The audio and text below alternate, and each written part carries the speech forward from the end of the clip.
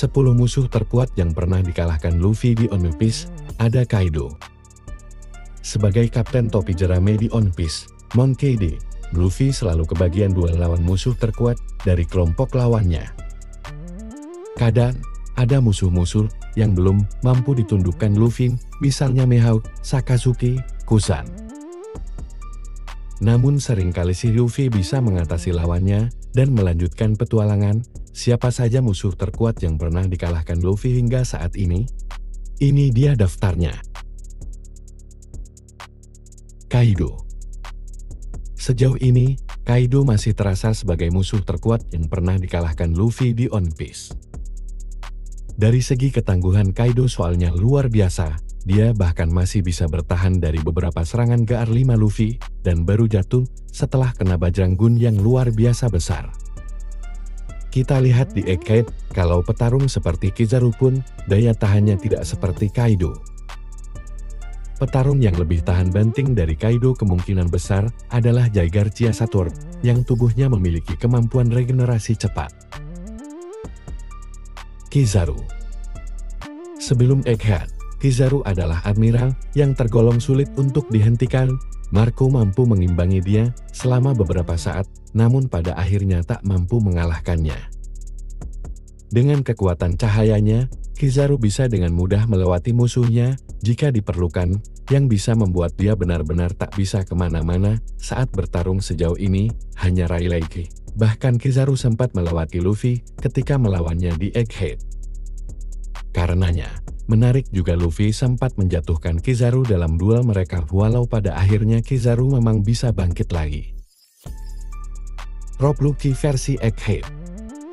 Yang membuat saya kagum pada Lucci adalah sebenarnya dia tidak memakan buah iblis yang kelewat kuat. Buah iblisnya toh hanya Zoan reguler, bahkan bukan Zoan jenis mythical dan Ancient. Meski begitu, gabungan kekuatan dan ketangguhan dari Zoan dan penguasaan teknik Rokushiki membuat Lucci menjadi lawan yang sangat menarik. Saat alur Enies Lobby, Lucci menghadapi Luffy dengan teknik dan kekuatan fisik Zoan, bukan dengan kemampuan seperti berubah menjadi pasir atau petir. Meski begitu, Lucci tetap dapat mendesak Luffy hingga ke batas, sebelum akhirnya Lucci kalah dari Luffy. Di alur Egghead, Lucci terungkap telah mencapai awakening Zoan yang membuat dia semakin dahsyat. Bahkan Sentomaru pun gagal berlindung dari serangannya. Meski Sentomaru sudah tahu serangan Lucci akan datang, tapi di hadapan GR5, awakening Lucci terasa tak ada apa-apanya. Charlotte Katakuri. Katakuri memiliki Busoshoku Haki dan Kenbun Shoku Haki yang lebih kuat dari Luffy saat mereka berduel, digabungkan dengan kekuatan Mochi Mochi Ngomi yang sudah mencapai awakening pula. Katakuri dapat menghajar Luffy habis-habisan di sebagian besar pertarungan mereka. Namun pada akhirnya, Luffy bisa beradaptasi dengan kekuatan Katakuri. Di puncaknya, ia bisa mengaktifkan Snakeman untuk menghajar pria ini. Don Quickshot to Doflamingo. Kata Rocinante, ada wilayah yang menganggap pemilik Will of the Day adalah musuh para dewa. Duel Luffy melawan Don Quickshot Doflamingo seakan mengukuhkan itu. Doflamingo adalah pemilik darah Tenryubito. Luffy adalah pemilik Will of the Day. Di akhir duel panjang mereka, Luffy mampu menghajar Doflamingo dan memaksa musuhnya itu untuk mendarat ke bumi. Kekuatan Doflamingo sendiri terasa sudah mencapai level Komandan Yonko. Meski nilai buruannya kalah dari Queen, Cracker, dan Smote, saya rasa Doflamingo bisa melawan mereka. Charlotte di Cracker. Dari segi kekuatan, Cracker mungkin bisa merepotkan hampir semua nama lain di daftar ini. Cracker bisa menggunakan Busoshoku Haki untuk memperkuat serangannya. Dia juga bisa membangun banyak prajurit biskuit super kuat untuk melindunginya. Namun pada akhirnya, setelah bertarung berjam-jam, Luffy yang kekenyangan mampu menjebak Cracker dengan GR4 Tangman dan mementalkan Sweat Commander itu. Enel. Enel benar-benar apes. Kekuatannya sudah jauh sekali melampaui semua orang di Skypiea. Viper, Zoro, Robin, dan yang lain sama sekali tak punya harapan untuk mengalahkannya. Namun ada Luffy, walau belum menguasai Busoshoku Haki pun Luffy tetap bisa menghajar Enel karena sifat karat terhadap aliran listrik. Di akhir, Luffy menghancurkan emas yang membungkus tangannya dengan meninju Enel dan menghajar Enel sampai tubuh Enel membentur dan membunyikan bel. Krokodil. Pada dasarnya, Luffy bisa mengalahkan krokodil karena kengototannya.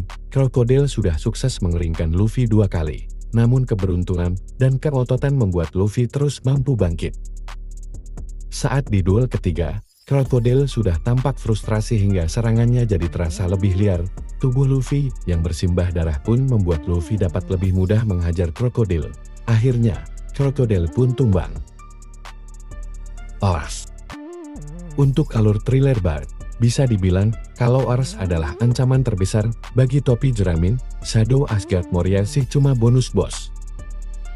Tak bisa merasakan sakit dan kuat banget. Ors sempat menghajar topi jerami. Yang melemahkan Ors adalah Nightmare Luffy yang menggunakan kekuatan 100 bayangan untuk menghajar habis-habisan sang zombie raksasa sebelum 100 bayangan itu meninggalkan Luffy. Setelah itu kru topi jerami lanjut mengeroyok Ors. Luffy yang mengakhiri dengan Gigant Bazooka. Memang Ors masih sadar, namun setelah itu ia tidak mampu bergerak lagi. Gekko Moria. Dari segi kekuatan, seharusnya Shadow Asgard Moria melampaui Nightmare Luffy. Moria menyerap semua bayangan di wilayah thriller Bard, termasuk dari zombie seperti Cindri, untuk melawan setelah Ors tumbang.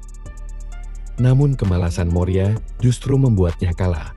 Moria tak mampu menguasai 1000 bayangan yang ia serap, hingga Luffy dapat menghajarnya dan membebaskan semua bayangan sebelum matahari membakar rekan-rekannya. Tapi tetap saja, Moria ini sebenarnya sangat kuat. Bila dia diadu dengan musuh yang tak masuk daftar ini, seperti Hody Jones, Arlong, dan lain-lain, Moria bisa menang. Nah itu musuh terkuat yang pernah dikalahkan Luffy di One Piece. Gimana menurutmu? Sampaikan di kolom komentar.